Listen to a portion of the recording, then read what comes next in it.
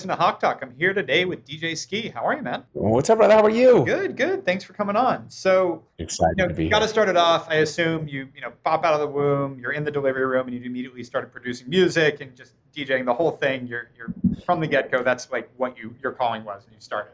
It's actually not far from the truth. Like my grandfather met my grandmother after he heard her on the radio and wanted to go. He fell in love with her voice, and so it was that. My mother did radio. My dad was always a musician. So I think it actually isn't far from the truth. It's as close as you can come. I love that because one of the things I love, or why I do this podcast, is I love hearing people's origin stories because the assumption is usually that it was like your great great great grandfather was in music and like in radio, and then it went all the way down the lineage, and it's not common that you actually have that story. But I love to dive into it when it is. So, on that note, so did you like literally as a young kid, like were you immediately drawn to being a DJ? Like was that from the start like your favorite hobby, or how did it all start out? Yeah, I was always into music. Like it was interesting. I grew up in the time, and this dates me, right, of CD changers, right? Like so I'd have CDs and I'd sit there in my room and like sequence the order of them. And even looking at it, right? Like I loved sports and I thought I was going to be an athlete, but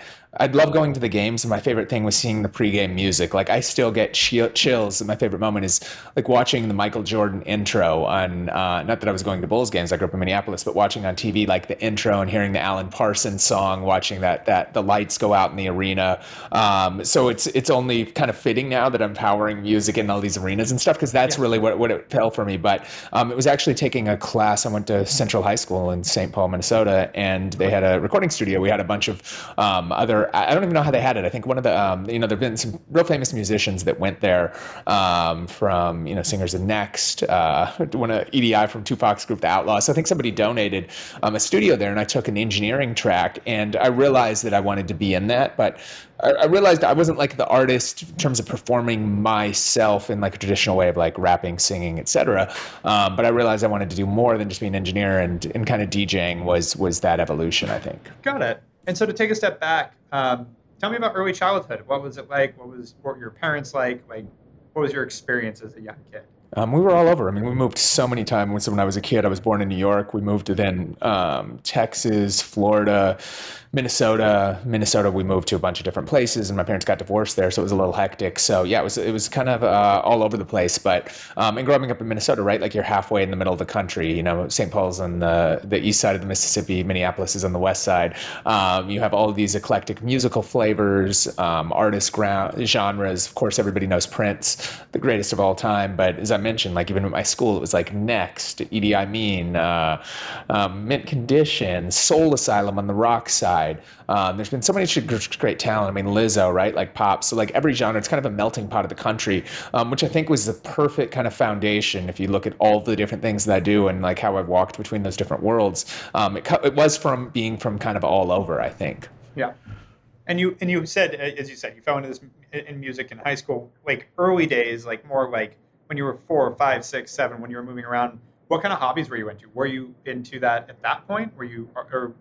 What other things were you kind of gravitating towards? Yeah, so for me, sports. I thought I was going to be a pro athlete growing up, and that was my life, right? Yeah, so I thought like sports were everything, but I was into everything, like collecting. Like I had, my first business when I was always entrepreneurial by nature. My parents were teachers and not entrepreneurial at all or any business thing. So it was something that really came naturally, right? Like I didn't have any examples or anything or watching. It just kind of did that. And, I was selling baseball cards in high school. I was selling my mixtapes as well as like importing sneakers and like getting exclusive Air Force One colorways and selling them to Fat Joe and rappers and things. So I was always kind of like, a little like entrepreneurial and things in nature, as well as, following my loves and passions. I mean, it was like any other kid, like sports, video games, cars, collectibles, all that stuff. What were your sports?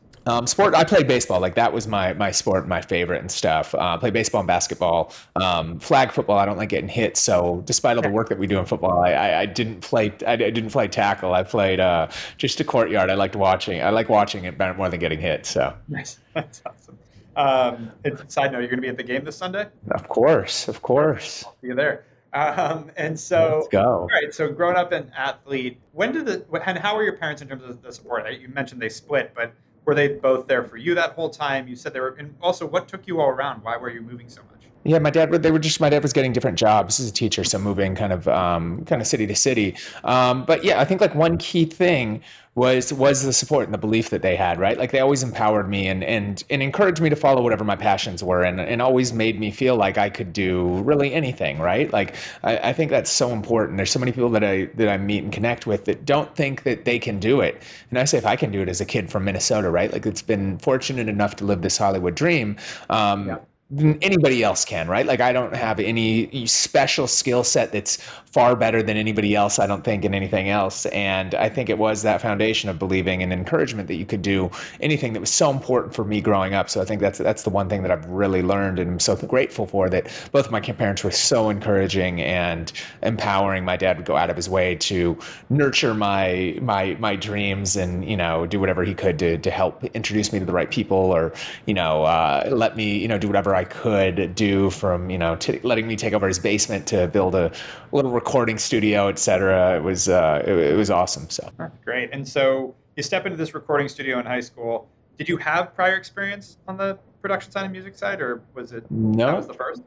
Yeah. Nothing other than like listening and being a fan, right? And having a CD changer and like sequencing songs, like nothing else. And so you step in, at that point, before you stepped in there, were you still on the path of like, I'm going to be a professional baseball player, I'm going to pursue sports? Yeah. Great. Got it. Yeah, I thought that's, and it was interesting. As soon as I got into DJing, I just kind of like knew that's what I was gonna do, and that's what was like my calling. I was like, not like in a like overly cocky way, just like, yeah, this is what I'm gonna do, and kind of like from that moment, I just went all in on that and focused, and that's how I ended up getting my first job, moving out of Minnesota, leaving high school early to go work in the music industry. Yeah, so let's talk about that. So you left high school early. What led to that? So as I mentioned, I was never working a real job. I was always entrepreneurial. So I was selling sneakers. I was also selling at Christmas time. It was the PS2 and Xboxes that were out, right? Like I think this is got to be, yeah. And I got connected with Steve Rifkind. I was selling him. He needed a PS2 for his son for Christmas. A DJ that I got connected with, that I was kind of helping out a little bit, named Stretch Armstrong, one of the greatest of all time. Kind of, it was taking me under his wing. He let me, I'd go to New York in the summers and hang out with him in the studio and stuff. And he really showed me the ropes. But anyways, he was meeting with Steve Rifkind about Steve signing one of his artists. Steve was the CEO of Loud Records under Sony at the time. The most important hip hop label of all time. And he happened to need a PS2 for his son for Christmas. And Stretch was like, oh, I got this little kid in Minneapolis that has them. Let me hit him. So Stretch sent me a message and was like, hey, do you have a PlayStation for Steve Rifkind? I was like, yeah, of course. And stayed in touch with Steve, and then ultimately started selling him sneakers.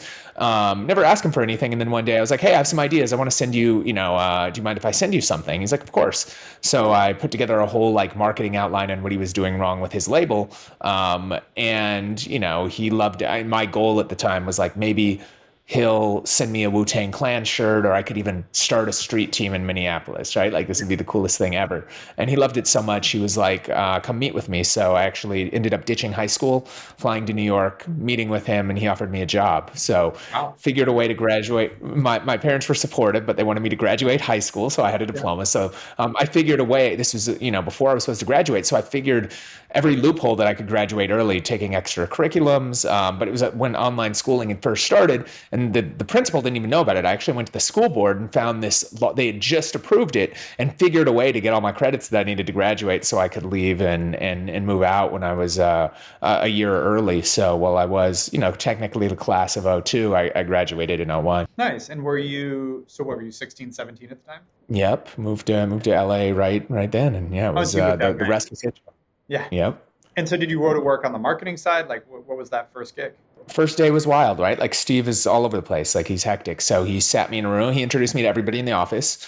This was at 9200 Sunset, which is the building the Soho House is in and stuff now. Yeah. And we were on we had the whole second floor, and he walked me around, introduced me to everybody. And this is my first job. Like I had never even worked or interned somewhere else. Like I was a kid hustling in the street, right? Like selling sneakers, selling mixtapes, selling PS2. So he walked me in, and again, I don't know what to expect. All those things, introduces me to people, then sits me at a desk, and he's like, you know what to do, right? And as a 17-year-old, what else are you going to say? Like, yeah, of course, right? Like, I don't want to play dumb. Had no idea. I don't think he even knew what he was. He was like, yeah, just work here. And I just kind of figured it out. He also had a marketing agency, and he pioneered, he kind of invented the whole concept of street team marketing and guerrilla marketing. And his agency was all based in that office as well. So I really learned the industry side, especially on the marketing side, kind of first, and just kind of, explored and got in there and figured it out. But like, I didn't really have a title or anything. I just, when they made business cards, they just put marketing under my name. And yeah, like, but it was a great, again, just kind of being, if you throw me into any situation, I feel like, once I get my bearings, I can figure anything out. And I was fortunate enough to be able to do so. And what did you end up producing there? Like, what did that lead to? Once you've got your legs under you and everything, like, what did you really create while you were there? So it was interesting. It was right at the very end of Loud Records. So I actually got to see the label kind of go under at the time. And it was like me and three others that were left as employees, I think, on payroll. So it was kind of strange, right? Like, and during that time, there was two things that I got to see. Like, one was the marketing was his business. So got to see what that was like. I brought in the first client that I brought in myself, again, through kind of an unsolicited letter, was a company called Danger, which made this device called the Hip Top. They went on to then sell it to a company named T-Mobile that became the Sidekick. And that actually was the foundation for Android phones. But if you remember in the 2000s, that was like the first consumer kind of smartphone, right? And we reinvented the way product placement was done. I was putting it in every music video, and I became this, like, I think at the time I was 18. I was like this 18-year-old whiz kid behind the marketing of this product that was, the coolest phone in the world. And, I was getting every day everybody from every artist and celebrity in the world hitting me up. I kind of controlled the inventory of them, and I'd negotiate like, all right, I'll give you one with free service for a year if you put it in a video for at least 15 seconds, and then sent ones out. And, Jay-Z put it in his video with Beyonce for the first video I think they were ever in together, Bonnie and Clyde, 03, Bonnie and Clyde. So much stuff, obviously Paris and Snoop. We created a limited edition collab, I think the first lifestyle phone collaboration with Mr. Cartoon and Juicy Couture. But I got known in the industry as like the kid behind that. And I made a lot of relationships because everybody kind of had to come to me to get that device. And I was always DJing, but I hadn't made it as a DJ yet, right? Like I was working on the industry side. So I really learned the marketing world from that. And that was my product and kind of my calling card and claim to fame. And I remember like spending so much time in Bellevue at T-Mobile. I mean, it was wild. Here I was like an 18-year-old, like giving all these, like living a dream, right? Like going to music video sets, hanging out with 50 Cent backstage at like these award shows and things, giving him, devices, negotiating like placement in it, sending it to Jay-Z and watching it in there, giving it to all these crazy celebrities. And then going to T-Mobile, like I just realized this the other day. We were actually the first in the world to have, I think we started unlimited text messages, and you think it'd be some broad like market research story. It was literally me sitting in a room when I think the color Sidekick or the Sidekick 2 was coming out, or we were working on new campaigns for a holiday.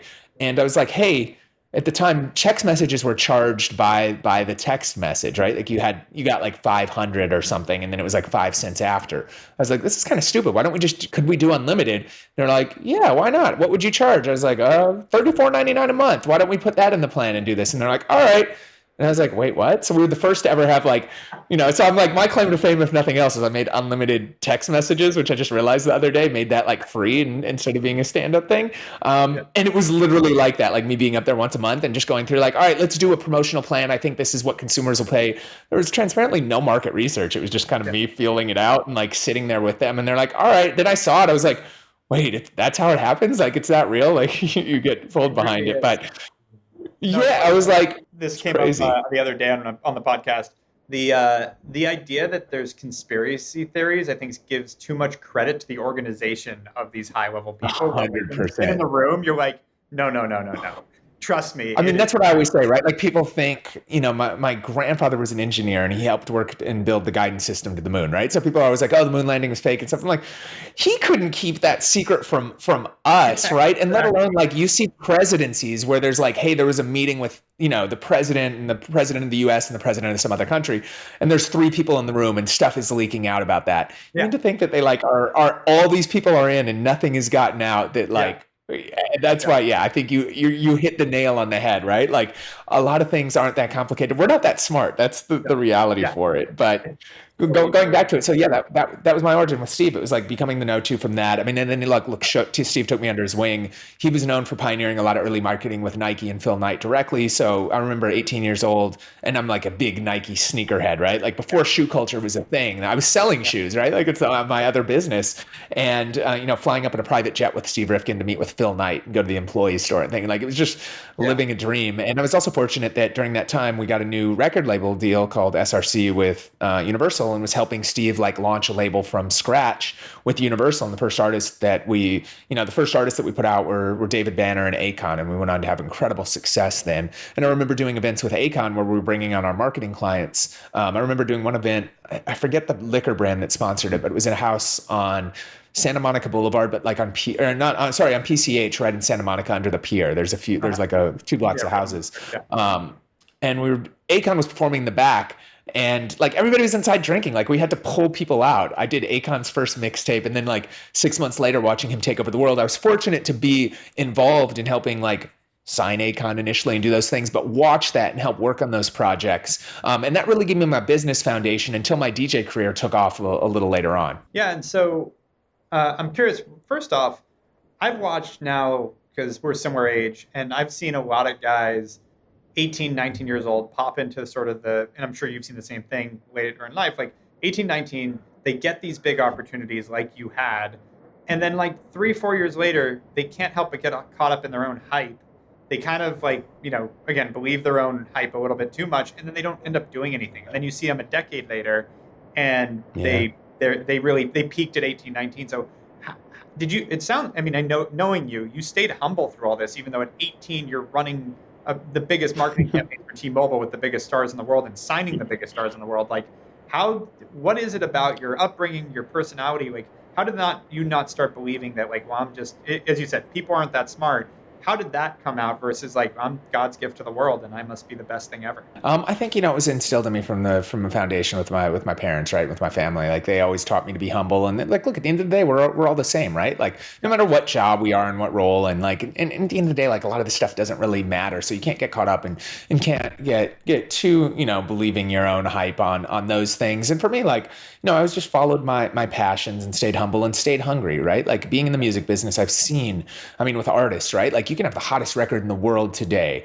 What does that mean 3 months from now, 6 months from now? Nothing. It's always, what have you done next? So I was always very, seeing one-hit wonders, seeing artists come and go, know that it was always about evolving. And that's why I've never like stayed satisfied or stayed that. And that's why I have so many kind of phases and eras in my career. It's, and then that's why I do so much, right? Like you always have to keep evolving. I think like if you stay stagnant, that's when you get into trouble. Yeah, totally agree. And so, what happened next? How in terms of the DJ? So actually, I did have a question. So when you moved to LA, you just started DJing as well, right?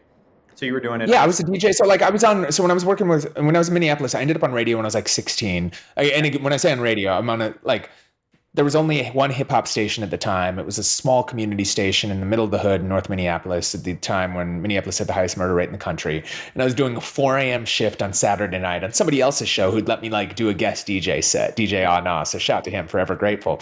But to me, that was like the funnest thing ever, right? Like, and it was doing mixtapes for my high school, etc. When I moved out here though, like Steve didn't move me out because I was a DJ. That happened to be what I was doing. He moved me out because he saw something in me and he wanted me to work for him on the business side.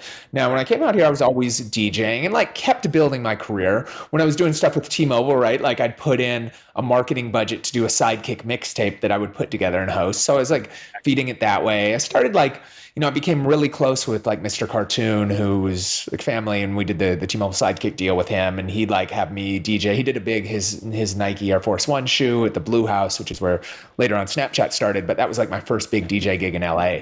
He booked me for that, which was incredible.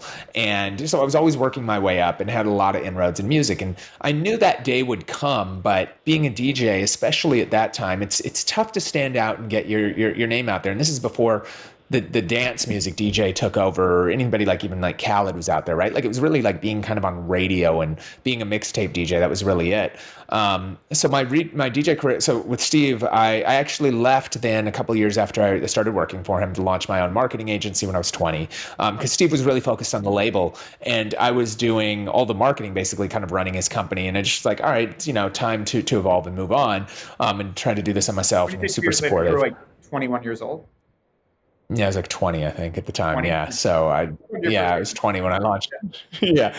And still, so I brought like T-Mobile with me and still had that clientele and was doing that. And, had launched my own company and then started like doing small things. I was doing Sirius Radio had started. This is before the merger with XM. So I was actually on Sirius doing like a small mix show and started building my DJ name, but like it's like slow going in that realm. What really happened and took that off though was a little after, probably a year, like I think I was 21 at the time. One of my good friends became Game, the rapper who was like hottest new rapper in the world and in the industry at that time. And I'd always been hooking him up with sidekicks. And at the time I was also representing Daimler Chrysler. If you remember when the 300 came out that looked like the Bentley, they had the Charger and all that. It was in every rap video. It looks like a Bentley until you pull up next to a Bentley. Exactly. Well, we ran it out. So we were doing, again, I followed the same T-Mobile playbook, right? Like getting it in creators' hands. This is like, we really like kind of revolutionized product placement. Now it's like a paid thing. This is when artists were doing it for free for like, hey, I'll give you a car for a weekend, or I'll give you a phone with free service. Like imagine like getting Jay-Z to put this in his music video with Beyonce for, I think I gave them 3 sidekicks with 1 year service, right? Like just insane stuff. Which would like right now that's like a Beyonce, like it's like a $50 million check. What am I talking about? So like the times were definitely different then, but long story short, got connected with Game through just like hooking him up with those things and saw the talent that he had. He was on obviously got in the middle of this beef with 50. And I remember one day he was actually across the street from my office there was an Ed Hardy store, which was like the hot brand at the time. Yeah. I was walking back from the car wash, which was 2 blocks down. He was walking out of the store and I randomly bumped into him in the street and he's like, yeah, I'm going to diss 50. I'm like, what do you mean? He's like, he's talking too much still. They had beef, they had a peace conference, all this stuff. They made up, but I guess Game felt the need to diss him because 50 was still like dissing him. So he's like, I want to play you something. So he gave me a CD at the time. He's like, take this. It was the first like minute and a half of 300 bars, which is this big epic diss record that he did. And he sent it to me, or he gave it to me on CD. I went and listened to it. I was like, oh, this is awesome. But I noticed it was over the same beat. It was over this KRS-One beat, which is awesome, but it's like a really monotonous, kind of slow, lazy, kind of sleepy beat. And I was like, dude, you can't, and 300 bars, that means it's going to be a 15-minute long record, like a bar, like bars and music, right? So like 16 bars is an average verse. This is 300, like literally 15-minute record. I'm like, dude, you can't play this. So I went across the street to my studio, again, kind of unsolicited. And that's kind of the story of my life, even with Steve, unsolicited letter, right? Game, unsolicited, wasn't looking for anything. I was like, hey, you should switch it up. And like, I mixed a bunch of beats together and I was like, hey, I texted him. I was like, hey, check your email. I just sent you something. You should probably do it like that. And that was my thing, is like, oh, just like some advice for a friend, right? He then called me like 5 minutes later, like, I'm on the way. What do you mean? He's like, I'm coming over. We're recording this. I'm like, all right. Like I had a little studio at my office and those things. And that was the moment my life changed, right? Like we stayed together all night, recorded, we were up in the studio, recorded 300 bars and most of it in one night. He fell asleep. We went back to bed, slept for a couple hours, finished it the rest of the next night, and realized it was something epic, right? Like it was going to go down as one of the biggest diss records in hip hop history. And if you listen to it, right, like it has all these samples and beats, and we're just working with him on like how we constructed that record and then engineered it, mixed it, produced it, put that together. And then, and at the time, like I was just kind of doing it for fun. I didn't realize that I was going to be involved. And then he started recording a few other songs to put out he wanted to do a whole mixtape. He was flying to New York Monday morning. And I think he came over Thursday. So then like recorded 300 bars Thursday, Friday, Saturday night, and like Sunday, we recorded the rest of the mixtape, like 10 other songs or maybe even more. And then he was like, what's your logo? And I was like, what do you mean? He's like, I'm putting it on the cover. What's your logo? And I had this moment. I was like, oh shit. Like there's times where your like life changes, right? And this wasn't the most obvious decision, right? Like I was cool with 50 and didn't have like anything against him, right? Like I was boys with Game too and closer to Game. But I knew that beef was real. Like people literally got murdered in the middle of this beef. Like it was not like a little like, oh, these guys don't like each other. Like it was serious. And I realized that like by doing that, I was kind of choosing a side. But I again also realized like, look, I'm not in the middle of this. I'm a producer, and being a DJ, I was like, look, you don't get these opportunities. If I don't do this, could this ever happen again? I don't know. So, and again, like I didn't go out of my way and say anything. I was like, look, I'm the producer at the end of the day. If they're going to get mad at me as a little white boy from Minneapolis that's producing a song, like, so be it. But by the way, when you're young and 21, you're probably stupider. Would I do that again today? Like maybe not, right? Like you evolve. In perception, you have more to lose. Like you've created more. Like when you're just sure. like you're hanging out trying to figure out what nothing, the rest of your life would be. You're like, yeah, let's just do it, whatever. Yeah, exactly. So I think that's like from my perspective is that it was just like, all right, let's go all in. And then like once that song came out, like MTV, it was play. I remember going to Big Boy's Neighborhood, which is the biggest radio show in LA at the time, to premiere it on Monday morning, right? Staying up all night doing a clean edit. Like it took me 5 hours to do like a clean edit of it because it's 15 minutes long and it's pretty explicit, right? So like going there straight as soon as I finished the clean edit, going to the radio station for being on air, then MTV series, like everybody's talking about it. It became like one of the biggest diss records in hip hop history. And then every DJ started hitting me up, and people that I'd known over the years that knew me behind the sidekick, like all these artists, Fat Joe, all these DJs, Drama, Clue, all these people started hitting me up like, damn, this is it. How'd you do that? Asking me for first asking me for it so that I could play it. But that was kind of, I realized like, look, there's moments in life. The first one was like taking that jump and leaving high school early to move to a new place in LA that wasn't guaranteed. The second was like, all right, am I going to like go all in on this DJ career? So I sold my marketing agency. I had a partner and kind of gave him control of that because I realized I needed to focus and go all in if this is what I wanted to do at this time. And that's what I decided to do. And it started from that. So yeah, that's kind of my origin story up until that point. I would say I'm not just saying this, man. This is like shit. Like this is inspiring me, and I think I've done them pretty well. Appreciate it, Eric. Come on. What's next? We gotta go. So, all right. So you that all hits. What I mean, I know that I wouldn't say that's necessarily the end of the origin story. Like that's the turning point. But like, what does that do? Like, do you immediately get a bunch of other people wanting to produce for them? Like, what happened? A week later, so to speak. Yeah, it was interesting. Like for me, I realized, again, being in music, I was like, all right, I'm hot right now. This is going to last a month, like then what's next? So it was about upbringing though. That's what's awesome is like, you didn't go, that's it. I'm the greatest DJ ever. Like I'm done. You're like, oh, this is going to last a month. And this has always stayed in the back of my mind, and I love sharing it. Is I met two of Ryan Seacrest's childhood friends, our close family friends. Yeah. And I was with them when I was, I think, 20 or 21. I was hanging out with them at my dad's house. And they're like, yeah, man, it was crazy. Because even then, like, this is, again, what is that, 15 years ago. Ryan was already very successful. And they're like, yeah, he got his radio gig in Atlanta. And then he kept telling us, like, this could run out in the next 6 months. So I'm just going to keep making hay while the sun shines. And for him, because he just kept going, the sun never stopped shining. But it's because he always had in the back of his head, like, I got to keep going. They call him the hardest working guy in Hollywood. Like he to this day just believes that this could go away at any moment. So I'm just going to keep going until it goes away on its own. But while it's here, I'm working. True. You nailed it, right? Like, and we've seen it happen, right? Like for me, so I was like, all right, this is my time to shine. This is my crack in the door. Like I've got to take advantage of the opportunity. And that's why I was like, all right, I have to like, as a DJ to do this and establish myself, I need to go all in. I knew I didn't have the bandwidth and the capability to run a company and try to do this. So I was like, this is everything that I've dreamed for. And the marketing, and it was so good to get that business foundation first. Like my real dream, like I'm a DJ, right? Like that's how I made it and what I wanted to be. And that was my moment. So I then went out and just like, kept producing for Game and doing that and realized that like, look, let me ride this wave and let's keep putting out things, leverage that to get, more radio exposure and radio time at Sirius. They gave me a bigger show then, ended up like doing more and more mixtapes. And then I started reaching out. I was like, look, being in the West Coast, I'd seen, there wasn't really a dominant mixtape DJ or scene.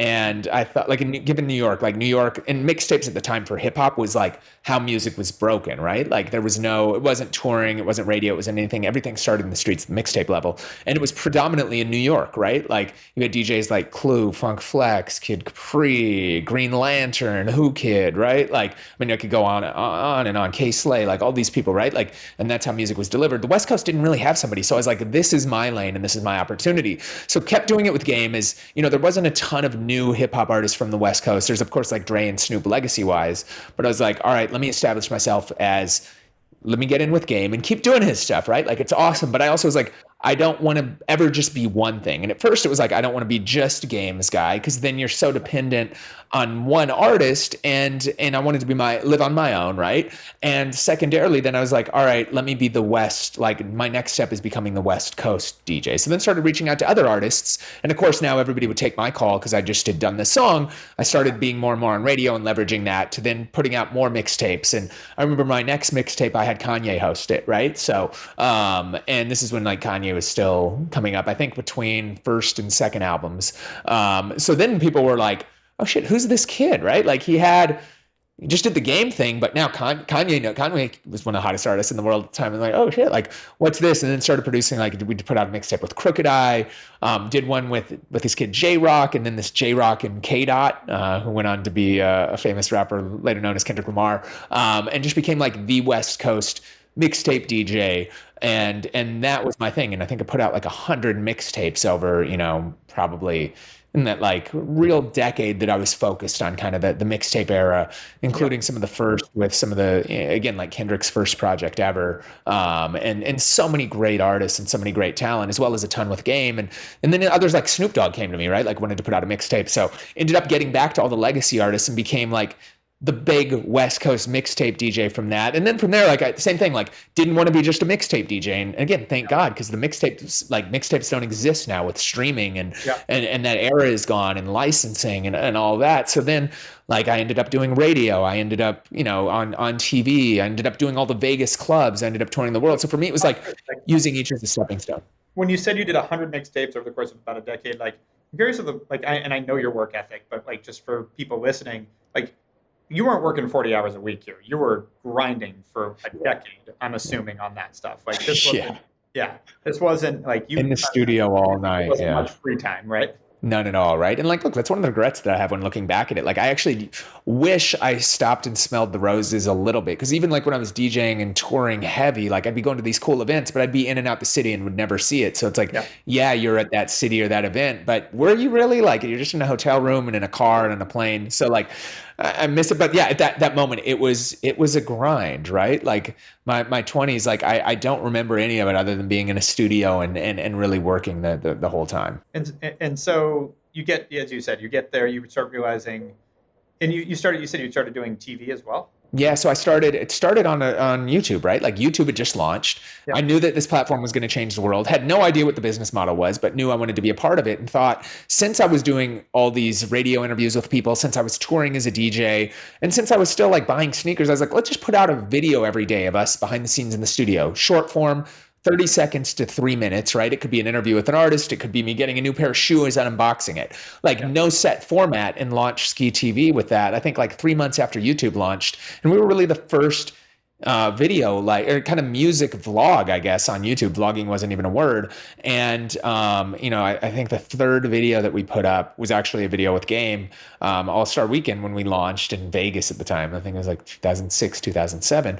And it ended up getting 500,000 views, which at the time was like getting 50 million views today, right? So like, it took off, and the rest was history. We built Skee TV up, and that where that went, we kind of like, you know, went from being this daily vlog to then actually shooting music videos. I read a book on MTV and saw how they started, and it's an interesting model, right? Like they had other people pay to create content that they would drive, like all these artists paying to shoot music videos. They did it. I was like, this same thing is happening right now. This is way before Vivo or anything else was launched. Yeah.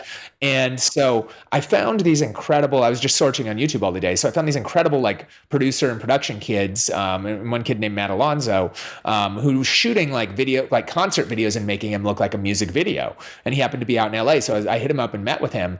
And I was like, dude, how much are you paying? He's like, dude, it's just me doing this. Like one camera, I can just edit it. Like young, hungry kids using like Canon 5D cameras. And at the time, like, music videos are shot on film, like very expensive. And he was doing digital ones that looked better. And I was like, holy shit. So I was like, could we do a music video? I was like, yeah. So I actually hit Snoop and was like, hey, Snoop had a song with Terrace Martin. And was like, hey, let's do and with DJ Quick. And I was like, let's do a music video for that. I'll pay for it. And I'm like, what do you mean? I was like, I called in all the favors, brought in like cars, rented a house, like, brought in food, shot it for like a couple grand, more as a proof point. I was like, hey, just let us put it on our channel. And long story short, one of our contacts, somebody I was working with, then brought it straight to Jimmy Iovine, who I then met with. And he was like, how much could you do 3 videos for? I was like, 25 grand, right? Like anything. And that was nothing. Again, music video budget was like $100K. For a cheap one. A medium one was $500,000, like a good one was $1 million. So he's like, all right, whatever. So we shot one for Pusha T and actually the clips. We did one with, I think, this is Snoop one. I forget who else it was. It was like Cardinal Official with Melanie Fiona. There was a bunch, a few videos that we did, and we came back and turned them around. And at the time, Jimmy was just launching Beats by Dre. So I knew the key to his heart was putting those Beats by Dre, again, product placement. And they'd had some issues because directors don't really want to always put it in there. But I was like, no, make sure we put this in there and make it the center point of the video. So Jimmy just loved it. And long story short, we kind of reinvented the way music videos were done, where we were coming in and a lot of video commissioners hated us because, we were going away from film and production houses and we were shooting them for nothing. I couldn't care less about making money off of them because what I learned was like, hey, this is fueling content that was going on my own Skee TV YouTube page. And beyond the video itself, we'd make a behind the scenes, a trailer, like all those things, and they'd all get tremendous amounts of views. And we built up our channel the same way MTV did by having all these great music videos on it and shooting them digitally. So it was like really, I just took a playbook of what worked from the past and did something very obvious and found the right talent to go out and do that. And so how did that continue to play out? Did Skee TV become this massive success? How did that content play work? Did it end up monetizing, or was it just a fun thing to do? What was kind of the next so Skee TV holistically Skee TV really ran a decade. We came in and reinvented, started music vlogs and then pivoted to being like the music video source. And then we had about 18 months of a run where I think we had 6 #1 music videos, like a G6 Far East Movement, Chris Cornell, you name it. Like we were shooting with them. I don't think we did a music video, but we were doing concert footage of Bieber early on, all these different artists, like an incredible run of music videos, Game, Travis Barker, Snoop, you name it. Right? Like we shot it with them. And then the challenge came in one day. The labels started this company called Vivo where they were going to sign, first, before Vivo, the labels started coming in and towards the end of it, they were like, hey, we want to put this content on our page. They weren't dumb. And they're like, we see what you're doing. You own it. So I'm like, well, we're not shooting music videos to do that. And at the time too, they didn't understand the community on YouTube. So they started Universal Music Group music videos was like the account name. Like, what kid is following that? Yeah. So I remember it was like a G6 video where they changed it. I was pissed because they wouldn't let us put it on the channel. They put it up and it didn't do that well, transparently. Nobody was going to, and it was an audience. So then I was like, and then they came back and then I was like, well, we can charge them to put videos up on our channel for promotion because we had audience, right? Yeah. So I was like, all right, great. So then we got all these videos. They started then paying us to put them up a little bit. I didn't really care about money. Again, it was growing our channels.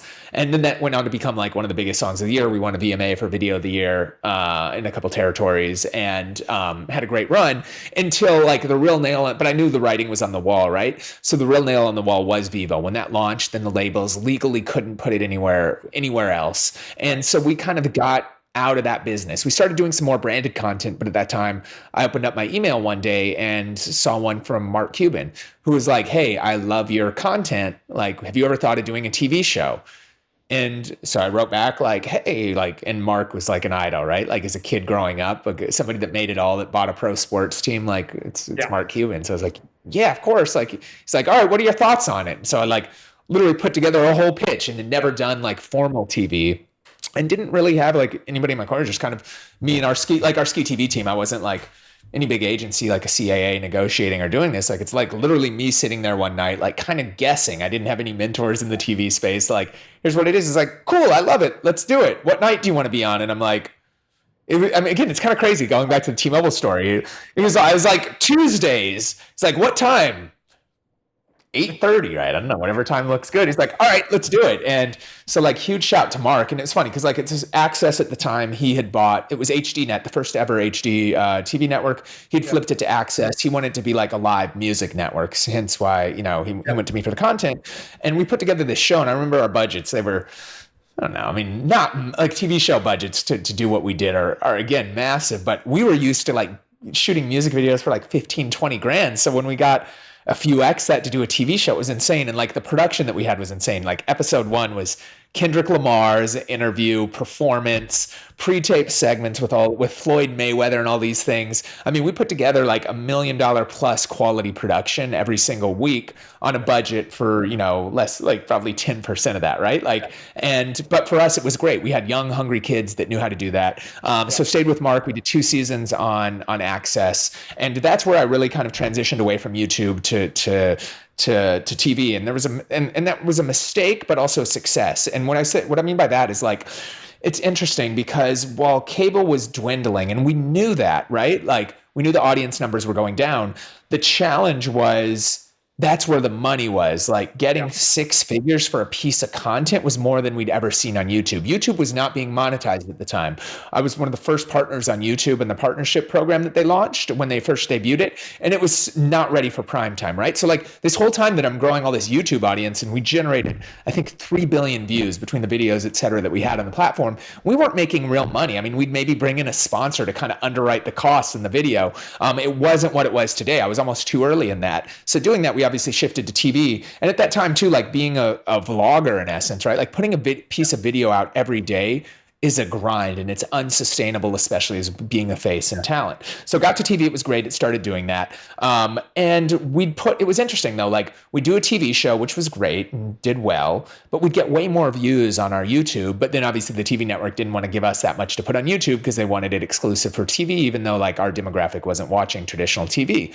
And, you know, kept doing the TV things. And also was getting like just burned out of doing the videos every day. So focused really on TV, then left Access and went to Fuse. Came in. Access was like 45 million households. Fuse at the time was like 75 million.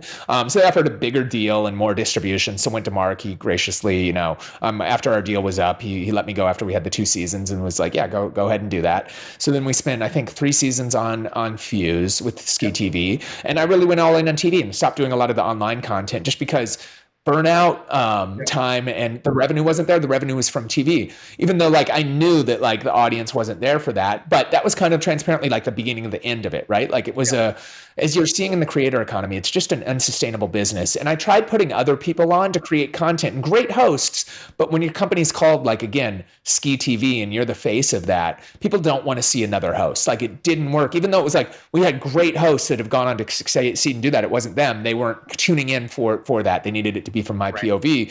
And that wasn't sustainable. And like a thing in retrospect, I was too early for YouTube to actually make money the way, like, I'm like looking at these creators now, I'm like, if this existed when I was there, like I would have been retired 30 years ago. Like this would have been the best thing ever. Right. Like, but it didn't, it is what it was. And that's where, I kind of, then, and that was the foundation at that same time too. I guess I ended the TV show the same time I decided to leave terrestrial radio. I realized again, that people weren't listening to terrestrial radio. They weren't watching TV. And going back to the initial thing that we talked about, it's always about reinventing yourself, right? And I was fortunate at this time. We didn't talk much on the radio side, but I'd worked my way up to being on Sirius 6 days a week for 6 hours a day. And being on Kiss FM, programming all the new music at Kiss FM, helping launch the entire iHeart brand from when we transitioned from Clear Channel at the time. They hired Skee TV. We were producing all their social media content, running their social media for iHeart. And I was programming like all the new music and being the first to introduce Lady Gaga and Kendrick and Bieber and all these people on radio, and being at like, again, the biggest platform in the world, and being at Kiss, like I was in a great position. I continued to grow, same at Sirius, like had all those things, but I realized that the future wasn't there, that like the audience wasn't in terrestrial. And I had also started getting burned out. I told you about, again, doing video and TV for 10 years straight every day, doing radio 6 days, actually 7 days a week, because I was doing 6 on Sirius and then at minimum 1 a week on Kiss, plus a couple mixes. So probably 8 days a week I'm doing radio combined from that. And also realizing that platform wasn't was going to change, I had this realization, but it came to me when I was speaking at a high school, and I was actually speaking at Compton High, and they introduced me as DJ Skee from Kiss FM and from Fuse, and they're like, "Oh, you're on the radio? Why are you on the radio?" And it was that moment that I'm like, all right, like everything that I'm thinking, like I've got to get out. And that's when I literally stopped doing both of those. And I had this idea, right? And it wasn't just like a cold quit, but I transitioned out to launch my company Dash and raise money and put that together. What and year was that? Really, that would have been like 2015.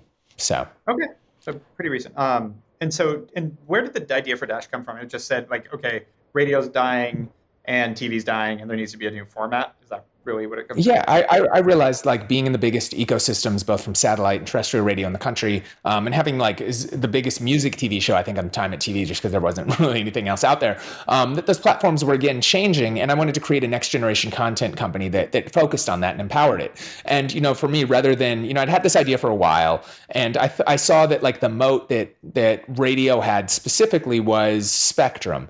It used to be in LA. If you look at 2007, I think the beat sold for like some astronomical number, like $200-300 million. One station, one signal, one territory, like reaches LA, not even like Riverside, right? So like, or San Diego. So it's not like Southern California, it's a small thing.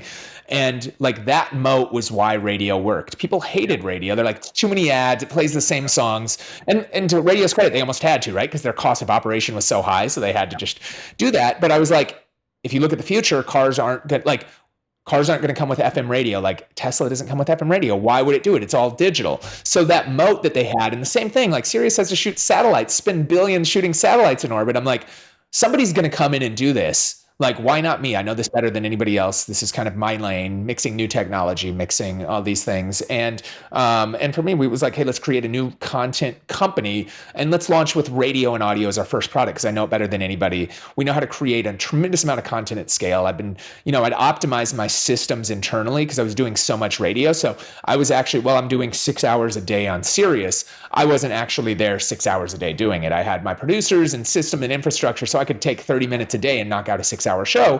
So I kind of took that same thing to other artists and other DJs and talent, and we decided to launch Dash and really go for it, and leveraging like the internet as distribution and believing that the connected car would be the future, and hence where we kind of ended up. Nice, awesome. And so has that been the main focus since 2015? So it's been interesting. So we've had a couple different lives. So Dash, we started with radio, focused on that. We've brought on, look, we wanted to be a place to attract the world's top talent. And rather than focus on the mainstream, same artists that you could hear on the radio anywhere else, I was like, let's go after the niches, right? Let's go after, let's empower Odd Future and Tyler, the Creator, somebody that was never played on radio before that, yet had a massive audience, and give him a home.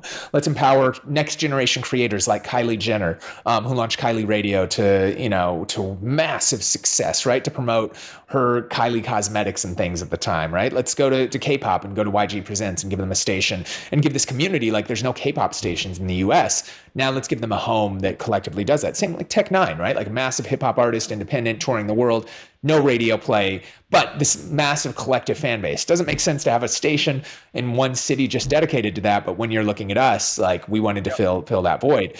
So we did that. We started getting back into video content, experiential. We made an early bet. We thought that traditional radio advertising wasn't just CPM model was broken even before the ATT stuff came out, right? Like all the ad tracking technology, which made it even far more difficult. Instead, we thought the value was really alongside our talent, our audience, and basically selling sponsored stations, branding stations that were there. There's much more power in having Snoop Dogg read something and talk about it than just a generic 30-second insertion ad. And there's a premium that should be charged for that. And also like the relationship in the community that we built, we could drive our audience to festivals, to experiences, to all of those things. So we did that, and it really culminated, 2020, we built a 25,000 square foot experiential facility in Hollywood, only to open it in February 2020 and be booked out. We turned on revenue. We're on track to be profitable, only to have to shut it down, 4 or 6 weeks later when COVID hit, and literally after spending millions on construction and things. But what that did then was we saw we'd realized we'd started powering music and games and doing different things on the Dash side. And we saw that like a lot of our community, especially the younger demographics, were spending so much time on games like Fortnite and Roblox, and realized that and Discord and realized the music industry had no idea who they were. I remember talking to the weekends manager and talking about like Discord and stuff. And they're like, what's that? I remember, and it really came to fruition talking to Paris Hilton and Carter, her husband. Yep. And I was telling them what we're doing in the pandemic. This has got to be like June of 2020. I went over to their house. We're just hanging out. And I was like talking about Roblox. I'm like, yeah, I think there's like 40 million kids on it. They're like, what? We've never heard of this. And Carter's a big venture capitalist. So I was like, how have I never heard of this? I'm like, dude, it's a different...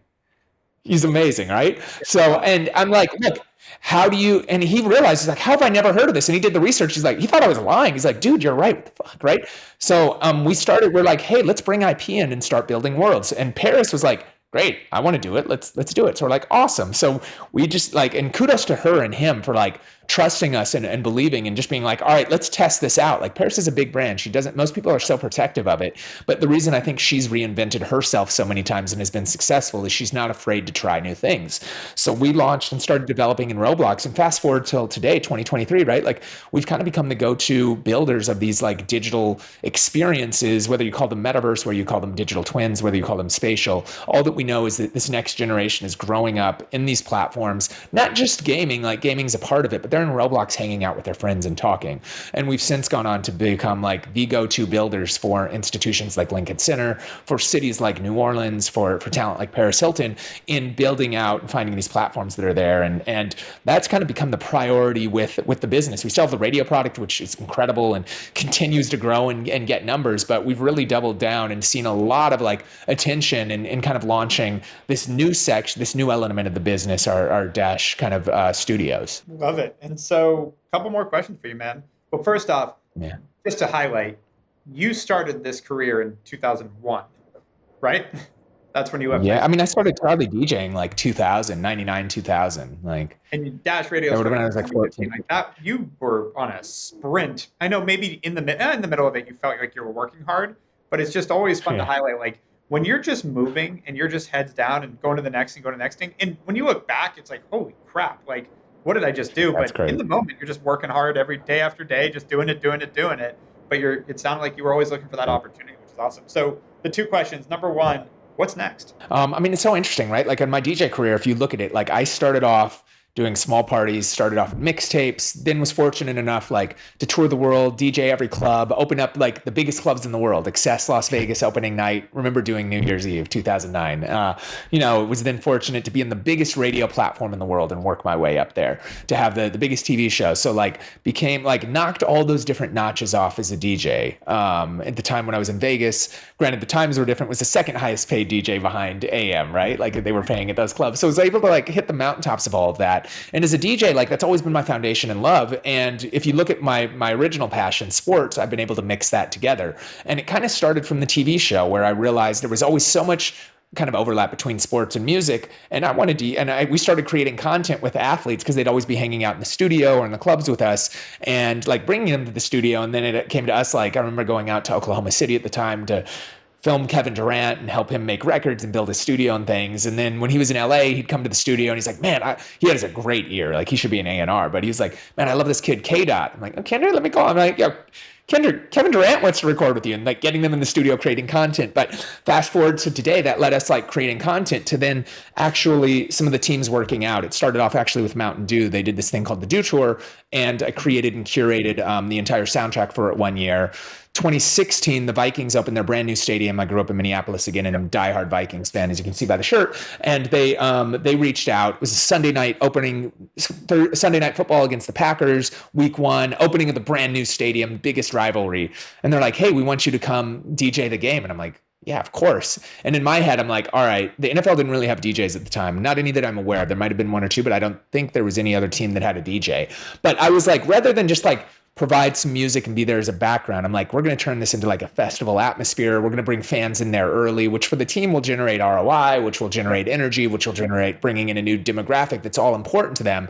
And so I was like, let's go all out. Like, I'm going to make them like want to keep doing stuff. And sure enough, it worked. Like we crushed it. And they're like, after the game, they're like, dude, anytime you want to come back, you're there. And I'm like, don't say that. I'll be there every week. And long story short, I've been over there helping entertainment the last 7 years. And each year that I've been, this will be the 7th year. Each year that I've been there, outside of the COVID year when they didn't award it, we've won Best Game Day Entertainment in the NFL, been able to attract and bring in top tier talent, again, to Minneapolis. It's not New York and LA, and really put on the best game day entertainment experience and we believe in sports. And kudos to the Vikings organization for allowing me the flexibility and like investing and putting letting me build in the DJ booths and letting me build out the entertainment. Let me create the content. It's been an incredible relationship. And from that, we've gone on to work with other teams, leagues, sports. Currently, this season we just signed on with the LA Rams, so running all the entertainment at SoFi, which is incredible, especially being at the most expensive building ever built.